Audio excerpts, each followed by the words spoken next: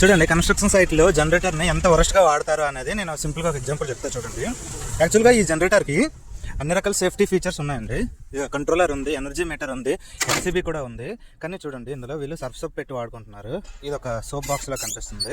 అలానే చూడండి డోర్స్ అనేవి వర్షం పడినా సరే కనీసం క్లోజ్ చేయకుండా ఇలా వదిలేశారు. ఇది మొత్తం వాటర్ డ్యామేజ్ అయింది. సరే వాటర్ డ్యామేజ్ అయింది కదా అని అనుకొని చూస్తే చూడండి వైరింగ్ హార్నెస్ మొత్తం ఎలా బర్న్ అయిపోయిందో టోటల్గా. ఇదంతా ఒకటే అండి, సింపుల్. రీజన్ ఏంటి అంటే వాటర్ డ్యామేజ్.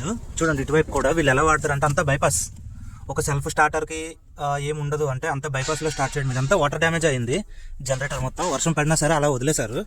మొత్తం ఆల్మోస్ట్ ఆల్ వైరింగ్ హార్నెస్ మొత్తం కాలిపోయింది.